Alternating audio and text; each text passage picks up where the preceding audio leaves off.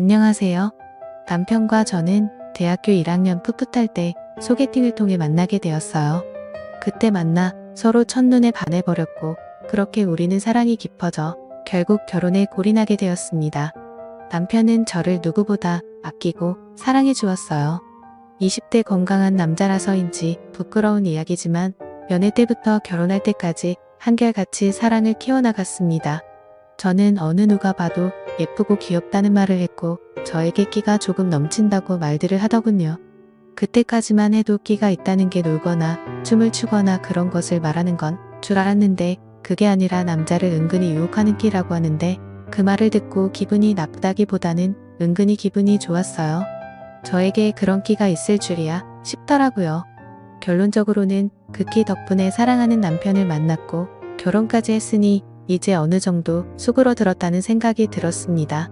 남편 위로는 형님들 4분이 계시고 모두 다 결혼을 하셨어요. 남편은 막내이면서 시아버지 아픈 손가락이라서인지 남편에게 애정을 쏟아주셨고 그래서인지 며느리 중에서도 막내 며느리인 저를 귀여워해 주시고 예뻐해 주셨어요. 특히 셋째 며느리가 저를 늘 눈에 가시처럼 생각하셨는지 뭐만 하면 트집을 잡으면서 저를 괴롭히며 다른 형님들 사이에서 저를 이간질을 많이 하시더라고요.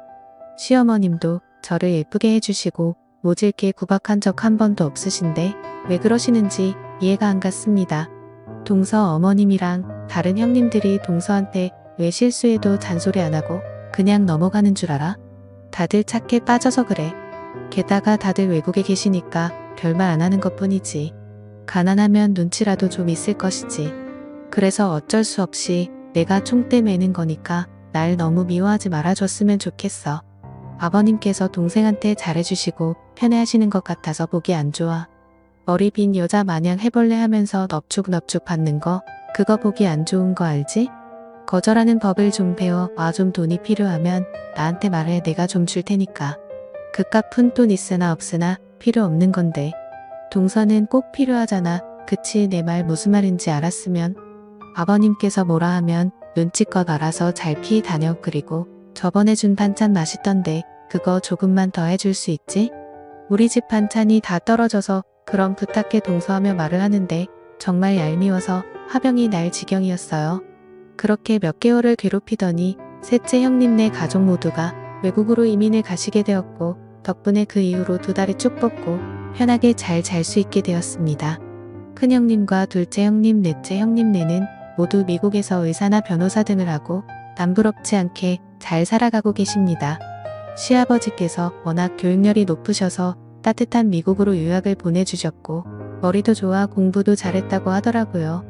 제 남편만 늘 몸이 약해서 국내에서 대학원까지 나와 대기업에 다니고 있는 중이었습니다. 그러니 부모님께서도 늘 막내 아들 걱정뿐이신 것 같았어요. 그런 막내 아들에게 저 같은 활발하고 술 좋아하는 막내 며느리가 들어왔으니 더 이뻐해 주시는 것 같아요. 시아버지는 평소 술을 좋아하시는데 자식들이 모두 외국으로 나가버리니 술 친구가 없으셔서 늘 외롭고 심심해하셨어요. 제 주량은 소주 5병이라서인지 시아버지 옆에서 같이 마실 때마다 너무 좋아해 주시더라고요. 시댁에서도 술이 제일 세신 분이 우리 시아버지시거든요. 술 마실 때마다 이런저런 이야기를 저에게 신세한탄도 하시고 즐거운 일이 있을 때마다 신나서 이야기를 하시는 분이세요. 저번에는 시아버지께서 갑자기 부자가 된 이야기를 해주시는데 돈에 관련된 이야기라서인지 더 귀 기울여 듣게 되었습니다. 시댁은 원래 도시 주변 시골에서 살고 계셨는데 그곳에 신도시가 생기는 바람에 가지고 계셨던 논이며 밭을 전부 팔아버리셨대요. 땅 평수가 수만 평이었고 그걸 전부 팔았으니 졸지에 부자가 되었다면서 아직도 통장 금액이나 건물 월세 들어오는 거 보면 믿기지 않는다고 하시더라고요. 저는 그런 이야기를 듣고 나서 아버님 하루아침에 부자가 된다는 건 어떤 느낌이에요? 저도 느껴보고 싶은데 아마 죽었다 깨어나도 못 느끼겠죠. 아버님처럼 제 지갑에도 땅땅하게 현금이 있었으면 좋겠어요 하고 흘리듯이 말을 한 적이 있는데 그 말을 한 뒤로는 주머니 속을 뒤져서 지갑에 가지고 계신 모든 돈을 제 손에 쥐어주시곤 했어요. 그 용돈이 몇만 원 몇십만 원이 아니라 한 번 쥐어줄 때마다 100만 원짜리 수표를 최하 한 장에서 많게는 7장까지 주셨어요. 거절을 해도 끝까지 제 주머니에다가 넣어주시는데 너무 감사하더라고요. 시아버지는 저에게 병약한 막내 아들을 때리고 사느라 고생한다면서 제가 필요한 것을 요청하면 언제든지 다 사주십니다. 게다가 저희 친정집도 어려운데 친정집에 조그만 주택도 마련해 주시기도 하셨어요. 얼마 전에는 제 승용차도 제일 좋은 걸 사주셨어요. 시아버지 자랑을 하자면 일찍 결혼하셔서 올해 환갑밖에 안 되었고 워낙 동안이라서 얼굴은 40대 중반이라 해도 넘어가더라고요. 시아버지는 외출할 때 운동화에 청바지 그리고 흰 티를 입고 나가셔서인지 저와 같이 팔짱을 끼고 나가면 오빠 동생 아니면 가끔 연인같이 다정하게 보인다는 말도 듣곤 합니다. 그걸 즐기시는 시아버지는 저에게 밖에서는 아버님이라고 부르지 말고 그냥 아빠라고 부르라고 하신 적이 있는데 저는 일부러 놀리려고 시아버지에게 아잉, 아빠는 무슨 그냥 큰오빠하고 부르는 게 나을 것 같아요. 아니다, 큰오빠보다 오빠가 낫겠다. 오빠 나 저기 앞에 아이스크림 먹고 싶은데 하나만 사주면 안 돼요 오빠 하고 불러본 적이 있는데 그 말을 듣고 좋아하는 시아버지를 보니 그때 왠지 모를 두근거림을 느끼게 되었습니다. 아이같이 웃는 모습이 왠지 꼭 안아주고 싶다는 충동을 저도 모르게 받았거든요. 시아버지는 운동도 많이 하셔서 30대 후반의 몸을 가지고 계십니다. 저와 같이 등산도 다니고 자전거도 같이 타고 하면서 시아버지와 저의 사이는 더 가까워지게 되었습니다. 저도 이제는 시아버지가 안 계시며 살아갈 수 없을 것 같았어요. 때로는 시아버지께서 제 남편인 것 같은 착각이 들 때도 있었고 사실 제 남자친구였고 애인이라고 혼자 생각하고 만날 때가 많았어요. 솔직히 모든 면에서는 남편보다는 시아버지와의 마음이 너무나 잘 맞더군요.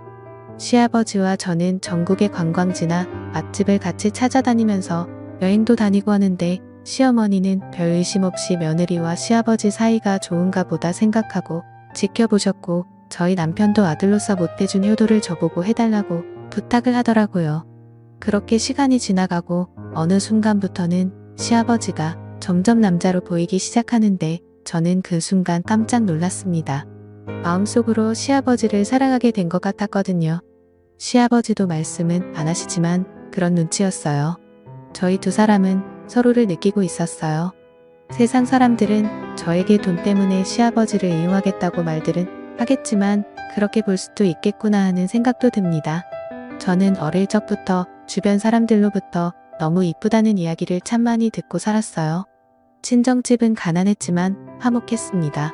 그러나 돈이 없으니 먹고 싶은 것 입고 싶은 건 마음대로 하지도 못했어요.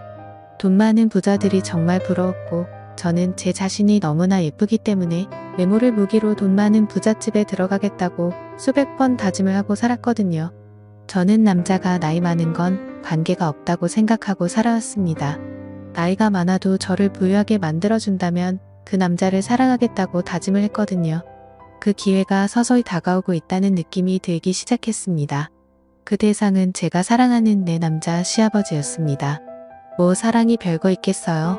세상에는 죽도록 사랑했지만 돈 때문에 깨져버린 사랑도 있으니까요.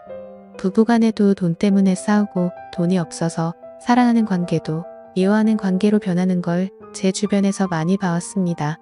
저보고 돈에 미친 여자라고 하시겠지만 그래도 할 수 없어요. 저는 돈과 우리 시아버지를 사랑하고 있으니까요. 그런 생각으로 생활하고 있던 어느 날 시아버지와 단둘이 있는데 그날따라 기분이 참 묘하더군요. 밖에는 여름 장맛비가 억수로 쏟아져 내리고 있었고 시아버지는 식사 준비를 하고 있는 저의 모습에 그날따라 눈길을 떼지 못하시는 겁니다. 저는 무더운 여름이라 짧은 바지와 얇은 티셔츠를 입고 있었거든요. 일부러 시아버지 앞에서 제 매력을 어필하려고 했던 것도 같네요. 제 모습을 제가 봐도 난 참 끼가 많구나 하고 생각했습니다.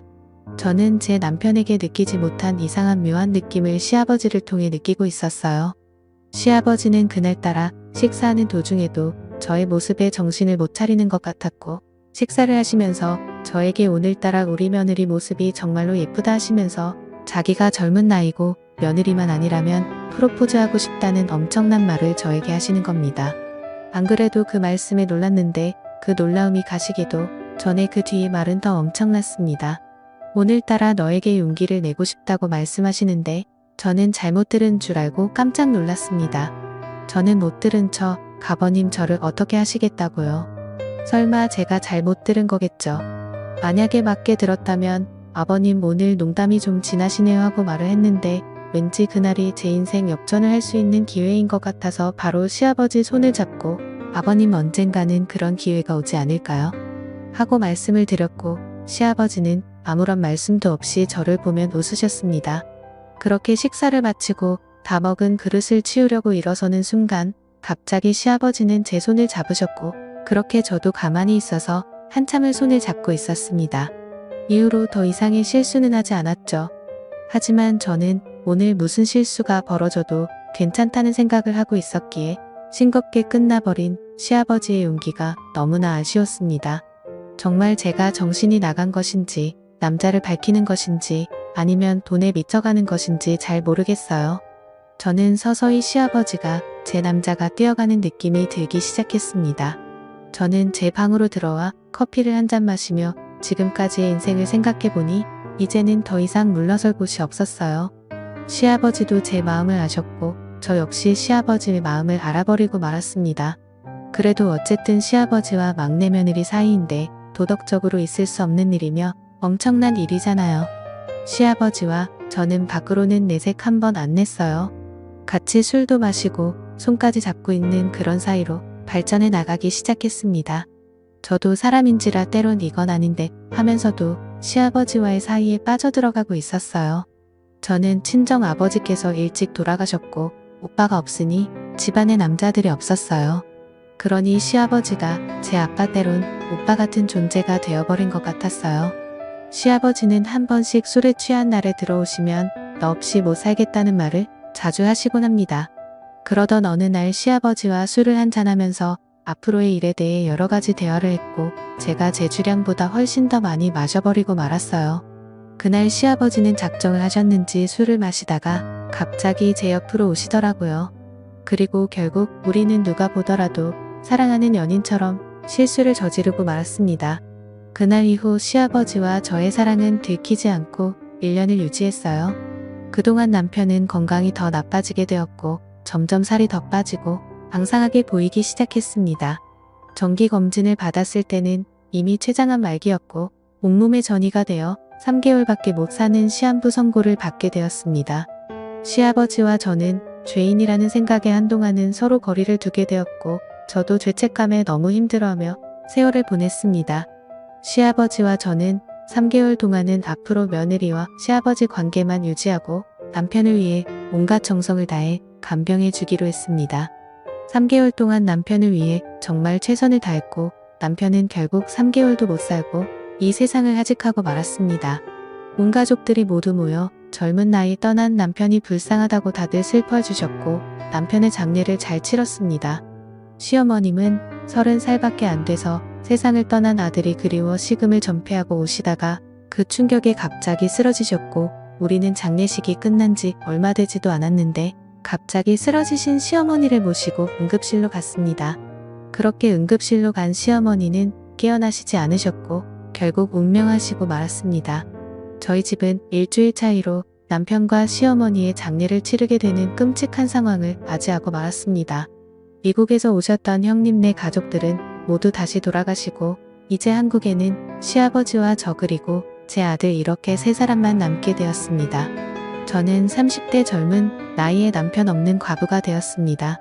앞으로 먹고 사는 것은 시아버지께서 주신 덕분에 전혀 지장은 없었고 시아버지는 손자를 우리 두 사람이 힘을 합쳐 잘 키우자고 말씀을 해주셨습니다. 저 역시 재혼하지 않고 아들을 잘 키우겠다고 약속했어요. 시아버지는 정말 좋아하시더군요. 시아버지와 저는 남편과 어머니가 돌아가시고 1년 동안은 며느리와 시아버지로 돌아가자고 서로 약속을 했습니다. 그것이 돌아가신 남편과 시어머니에 대한 도리인 것 같았거든요. 저희는 두 분의 명복을 빌며 조용히 보냈고 시아버지는 저의 집에 오셔서 식사를 하시고 집에 가시는 그런 생활을 자주 하셨어요. 1년이 지났을 무렵 저희들은 시아버지 집으로 가서 세 사람이 살게 되었고 낮 시간에는 저와 시아버지 두 사람만 남게 되었습니다. 시아버지는 집안일도 많이 도와주시더군요. 동네 사람들은 시아버지와 저의 관계를 잘 모르기 때문에 나이 차이 나는 서로를 잘 배려하는 보기에 좋은 부부라고 말을 했습니다. 결국 현재는 시아버지와 저는 부부처럼 지내고 있습니다. 세상 사람들이 알게 되면 돌팔매질을 하겠지만 시아버지와 며느리의 관계를 떠나 남자 대 여자 그리고 사람 대 사람이라고 생각해보니 마음이 훨씬 편하더군요. 저는 시아버지와 며느리라는 기억을 닳고 다른 연인들처럼 한 남자와 한 여자로 살아가겠습니다. 긴 사연을 들어주셔서 감사합니다.